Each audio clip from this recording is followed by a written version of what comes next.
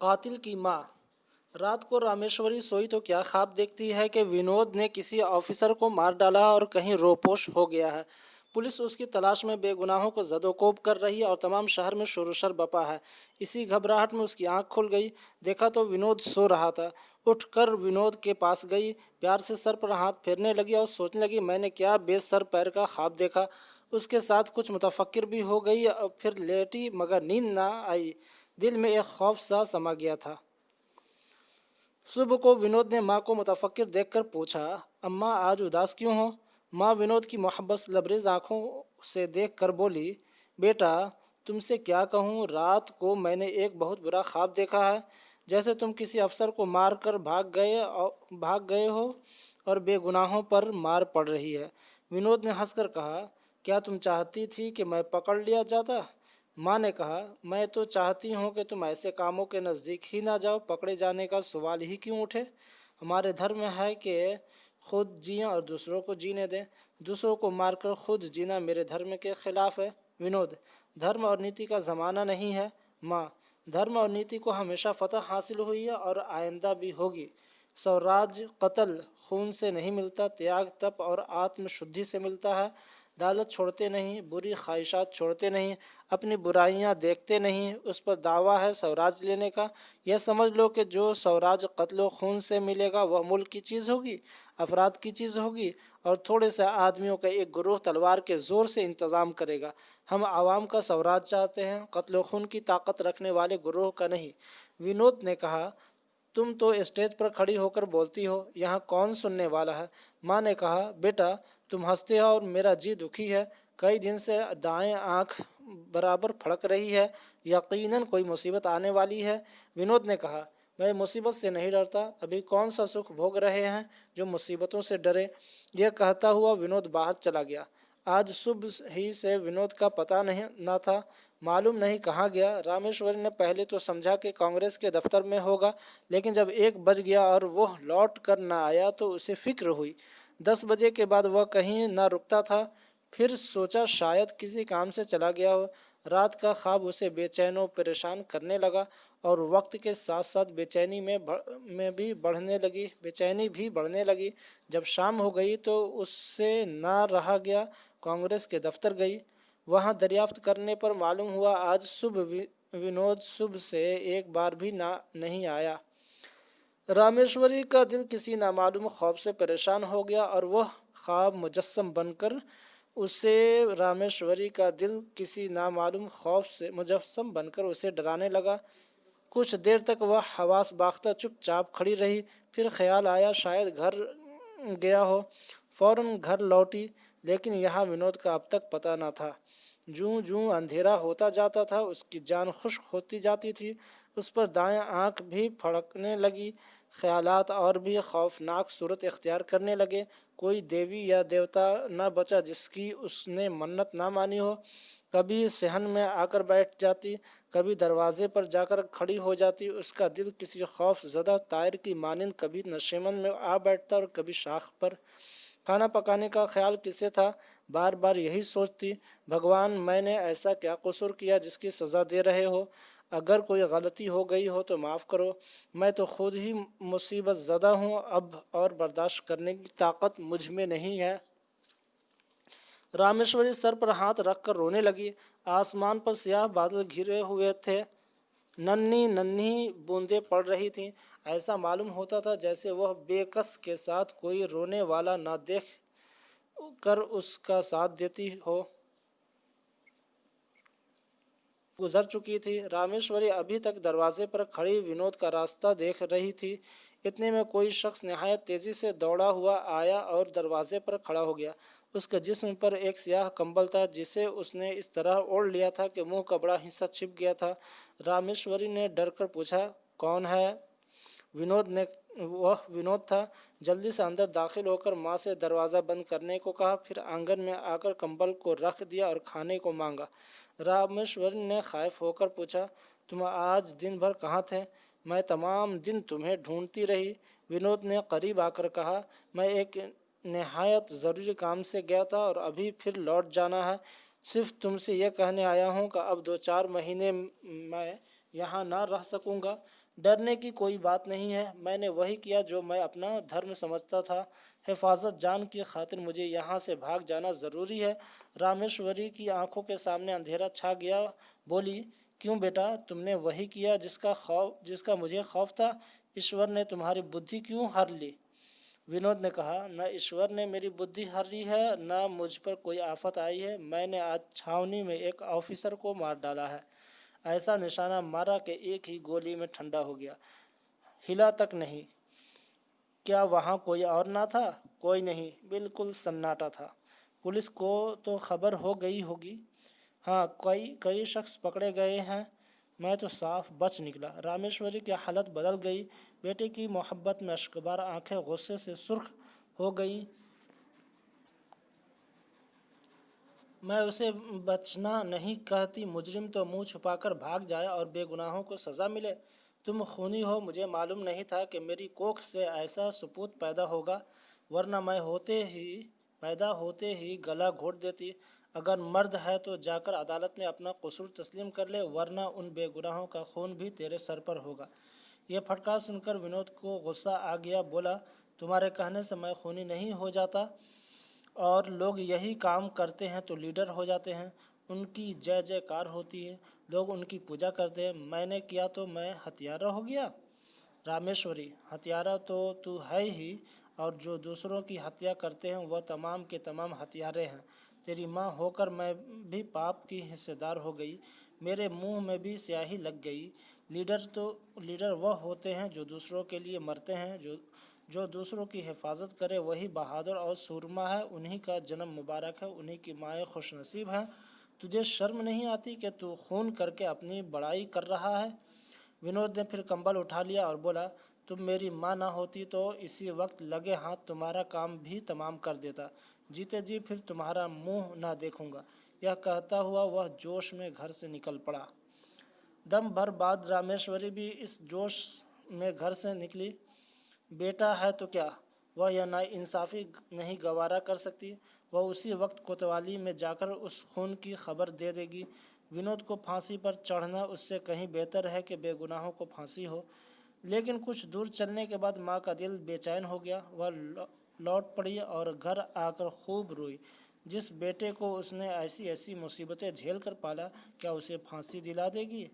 लेकिन कुछ ख्याल आया, उन बेचारों की माएँ भी तो होंगे जो बेगुनाह फांसी पाएंगे। उन्हें भी अपने बेटे इतने ही प्यारे होंगे। नहीं नहीं, वह यह जुल्म नहीं कर सकती। उसे बगैर बेटे के होना मंजूर है, मगर उसके देखते बेगुनाहों का खून ना होगा। रामेश्वरी इसी उलझन में पड़ी हुई थी। जब कोई रास्ता ना नज़र आता तो वह रोने लग जाती थी। फिर सोचती, क्यों ना खुदकशी कर लूं, तमाम दुखों से निजात मिल जाए। लेकिन उसकी मौत से इन बेगुनाहों की जान तो ना बचेगी, इन माताओं का कलेजा तो ना ठंडा होगा, वह इस पाप से तो ना आज़ाद होंगे। वह अपने आप ही भूल उठी, खा कुछ हो, मैं बेगुनाहों का खून ना होने दूंगी। इजलास में जाकर साफ साफ कह दूंगी कि गुनाहगार मैं हूँ, क्योंकि मेरे बेटे ने यह खून किया है। हम दोनों ही कसूरवार हैं। दोनों को फांसी दीजिए। मैं अपने धर्म से मुनहरिफ ना होंगी, खा मेरी आंखों के सामने ही विनोद की बूटी बूटी क्यों ना कर डाली जाए। हाँ, मैं अपनी आंखों से उसको फांसी पर चढ़ता देखूंगी, क्योंकि मैंने उसे को जन्म दिया है। भगवान, मुझे ताकत दो कि अपने फ़र्ज़ पर डटी रहूं। मैं कमज़ोर हूं, पापिन हूं, हत्यारी हूं। रामेश्वरी बेहोश होकर गिर पड़ी। जब रामेश्वरी को होश आया तो उसका इरादा मुस्तहकम हो चुका था, मगर दिली तकलीफ़ हो रही थी। क्या इसीलिए बेटे को जन्म दिया था, इसीलिए पाला पोसा था कि एक दिन उसे फांसी पर चढ़ते हुए देखूंगी? विनोद उसकी ज़िंदगी का सहारा था। आज उसी विनोद से उसका नाता टूट रहा है। विनोद की सूरत उसकी आंखों के सामने फिरने लगी। एक दिन वह था कि वह उसे छाती से लगाए फिरती थी, बड़े दुख झेल कर भी खुश थी। एक दिन यह है कि उसे फांसी दिलाने जा रही है। विनोद की किताबें और कपड़े कमरे में रखे थे। उसने एक एक चीज़ को छाती से लगाया। आह, फ़र्ज़ का रास्ता किस कदर दुश्वार गुजार है। विनोद को आखिरी बार गले लगाने और उसका आखिरी बोसा लेने के लिए उसका दिल बेचैन हो गया। क्या लड़के को सज़ा देते हुए माँ मोहब्बत छोड़ देती है? रामेश्वरी विनोद को सज़ा देने जा रही थी। जोश मोहब्बत से भरी हुई। एक हफ्ता गुजर गया। पुलिस ने साजिश का पता लगा लिया। शहर के 10 जवान गिरफ्तार कर लिए गए। उन्हीं में से एक सरकारी गवाह भी बन गया और मजिस्ट्रेट के इजलास में मुकदमा दायर हो गया। विनोद का उसी दिन से पता न था। रामेश्वरी फ़र्ज़ और मोहब्बत के दरमियान इस कश्ती की मानिंद डोल हो रही थी, जिसके ऊपर तूफ़ानी आसमान हो और नीचे तूफ़ानी समंदर। कभी फ़र्ज़ कलेजे को मजबूत कर देता, कभी मोहब्बत दिल को कमज़ोर कर देती। लेकिन जूं जूं दिन गुजरते थे, फ़र्ज़ पसपा होता जाता था। नई नई दलीलें उसके हसास फ़र्ज़ को कमज़ोर करती जाती थीं। जब तमाम काम ईश्वर की मर्ज़ी से होता है तो इसमें भी उसकी मर्ज़ी होगी, यही सबसे ज़बरदस्त दलील थी। इन 7 दिनों में उसने सिर्फ पानी पीकर दिन काटे थे और वह पानी भी आंखों के रास्ते निकल जाता था। ऐसी हो गई थी जैसे बरसों की मरीज़ा। 10 बजे का वक्त था। वह कांग्रेस के दफ्तर की तरफ चली। उसी वक्त रोज़ाना एक बार विनोद का पता लेने के लिए यहाँ आया करती थी। नागहा उसने 9-10 जवानों को हथकड़ियाँ पहने 1 दर्जन मुसल्लह पुलिस के सिपाहियों के पंजे में गिरफ्तार देखा। पीछे थोड़ी दूर पर कुछ मर्द औरत सर झुकाए रंजो यास की तस्वीर बने आहिस्ता आहिस्ता चले जा रहे थे। रामेश्वरी ने दौड़कर एक सिपाही से पूछा, क्या यह कांग्रेस का आदमी है? सिपाही ने कहा, कांग्रेस वालों के सिवा अंग्रेज़ों को कौन मारेगा? कौन मारा गया? एक पुलिस सार्जेंट को इन सब ने कत्ल कर दिया। आज 8वां दिन है। कांग्रेस का आदमी हत्या नहीं करते। कसूर ना साबित होगा तो आप छूट जाएंगे। रामेश्वरी दम भर वहीं खड़ी रही, फिर उन्हीं लोगों के पीछे पीछे कचहरी की तरफ चली।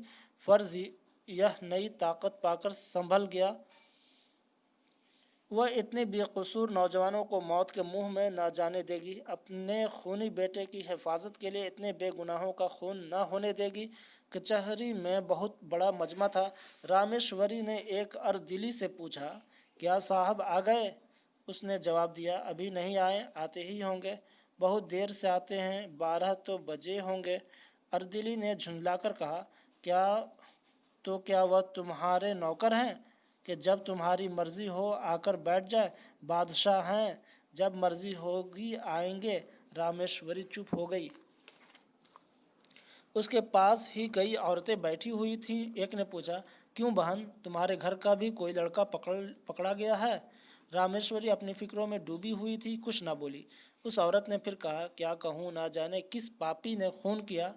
आप तो मुंह में स्याही लगाकर छुप रहा और हम लोगों के मत्थे गई। कई औरतें रो रही थीं। रामेश्वरी भी रोने लगी। एक ज़ईफ़ औरत उसे समझाने लगी, बहन चुप हो जाओ, जो हमारी किस्मत में लिखा है वही होगा। मेरा बेटा बिल्कुल बेकसूर पकड़ा गया है, कांग्रेस में काम करता था। तुम्हारा कौन गिरफ्तार है? रामेश्वरी ने उसे भी कुछ जवाब ना दिया। बार बार लोगों से पूछती थी, साहब कब तक आएंगे? 2 बजे साहब की मोटर आई। इजलास में हलचल मच गई।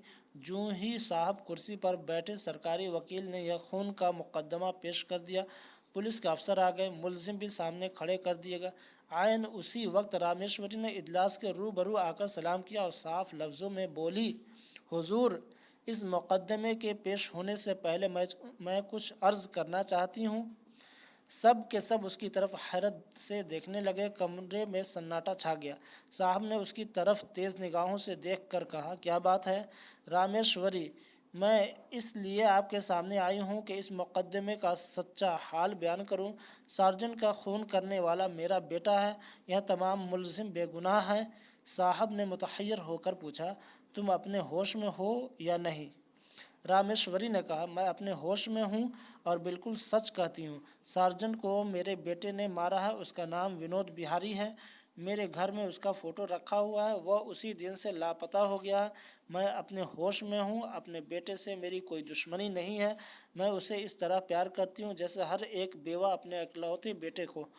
1 हफ्ते पेशतर वही मेरा सब कुछ था, लेकिन जब मेरे हर चंद मना करने पर भी उसने यह खून किया तो मैंने समझ लिया मेरा कोई बेटा ना था। उसकी जान बचाने के लिए मैं इतने घर बर्बाद ना होने दूंगी। मेरी इन बहनों को भी तो अपनी औलाद इतनी ही प्यारी है। انہیں بے اولاد بنا کر میں اولاد والی نہیں رہنا چاہتی میں نے اصل واقعہ بیان کر دیا، انصاف آپ کے ہاتھ میں ہے۔ کمرے میں ہلچل مچ گئی، مرد عورت سب نے رامیشوری کو چاروں طرف سے گھیر لیا۔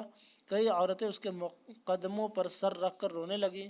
اپنی خوشی میں کسی کو اس بات کا خیال نہ رہا کہ اس بدنصیب کے دل پر کیا گزر رہی ہے۔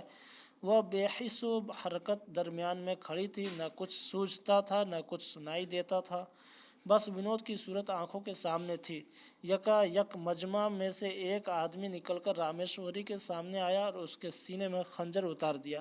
رامیشوری چیخ مار کر گر پڑی اور حملہ آور کے چہرے کی طرف دیکھ کر چونک پڑی۔ اس کے منہ سے بے اختیار نکل گیا، ارے تو ہے ونود؟ اس کی آنکھوں سے آنسو کے 2 قطرے نکلے اور آنکھیں ہمیشہ کے لیے بند ہو گئیں۔